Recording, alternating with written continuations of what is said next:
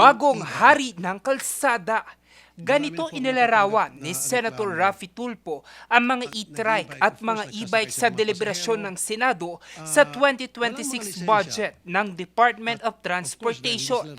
Yung e-bike, marami na po akong natatanggap na reklamo tungkol sa e-bike. Sila na po ngayon ang hari ng kalsada. Dati jeepney, ngayon ang e-bike na raw.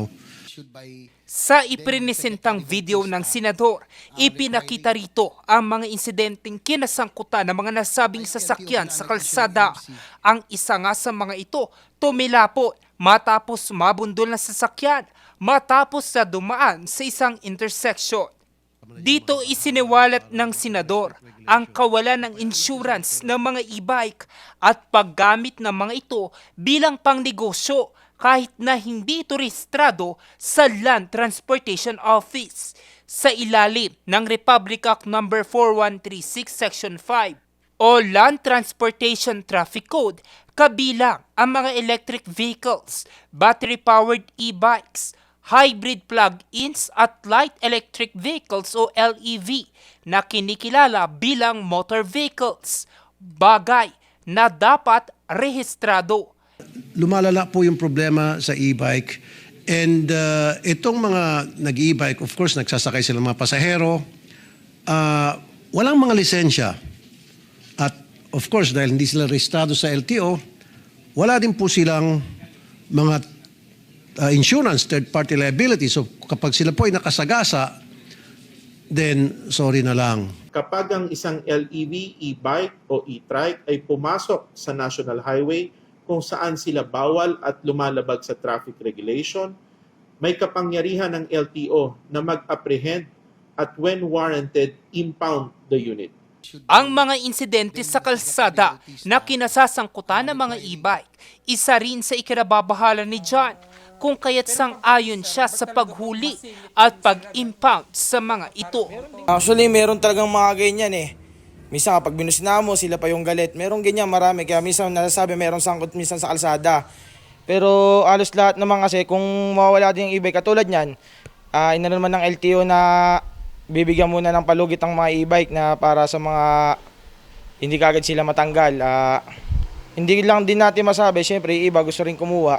Iba kasi actually iba nagagamit panghanap buhay. Mas maganda para walang aksidenteng mangyari. Kasi minsan nagiging cause talaga na aksidente. Tama po kayo. Medyo nakakatakot din po dahil magaan po sila. As of now, bawal po sila dapat sa mga main thoroughfares. So, ang kailangan nila paigtingin yung enforcement, Your Honor. Noong November 28, inihayag ng LTO na huhulihin at i-impound na ang mga e-bike at e-trike na dumadaan sa mga pangunahing kalsada sa bansa pagsapit ng December 1. Pero makalipas lamang ang ilang araw, binawi ng LTO ang utos na hulihan at ipinagpaliban ito sa 2 ng Enero ng 2026. Pansamantalang walang impounding operation habang nagpapatupad muna kami ng malawakang information drive upang bigyan ng sapat na panahon ang lahat na maunawaan at makasunod sa umiiral na regulasyon.